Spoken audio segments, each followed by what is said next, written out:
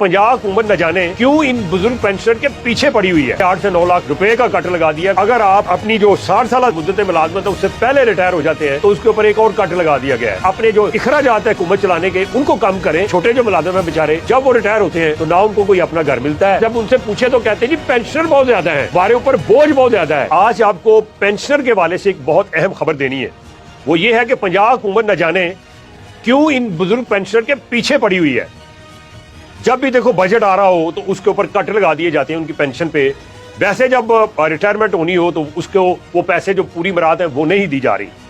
अगर माजी की बात की जाए तो चंद साल कबल ये नए काले कवानीन मुतारफ कराए गए और उन कवानीन के तहत जो पेंशनर थे उनको जो ग्रेजुएटी मिलती है, जो उनकी तनख्वाह से ऑलरेडी पैसे काटे जाते हैं और वो जो जितनी देर तक वो मुलाजमत करता है वो पैसे कटते रहते हैं, उसके साथ मुनाफा लगा के देना था, उसमें कट लगा दिया गया।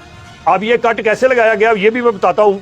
मेरे एक दोस्त है, करीबी दोस्त, वो रिटायर हुए रिसेंटली। ग्रेजुएटी मिलनी थी, वो तकरीबन 28 लाख रुपए बनती थी उसकी, लेकिन उनका कहना है कि जो उनकी बनी है इस वक्त वो तकरीबन 18 से 19 लाख के करीब बनी है। उनकी जो पेंशन बननी थी, जो पहले माजी के कवानीन थे उसके तहत जो पेंशन बनती थी वो तकरीबन 74 से 75 हजार रुपए बननी थी, क्योंकि वो 16 जो स्केल है उसमें से रिटायर हो रहे हैं। तो अब उनको जो पेंशन मिलेगी वो तकरीबन कोई 45-46 हजार रुपए मिलेगी। आप अंदाजा लगा लें कि उसके ऊपर भी कितना बड़ा कट लगा दिया गया है।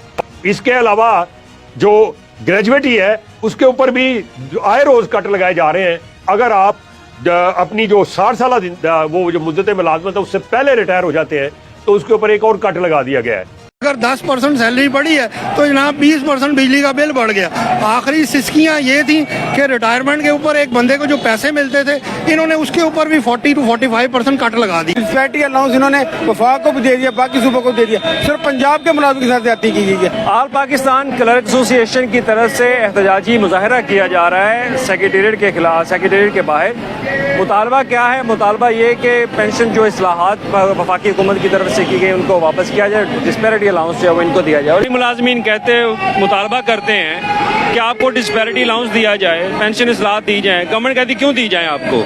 आप काम तो करते नहीं हैं। आपका मौक़िफ़ क्या है इसके ऊपर?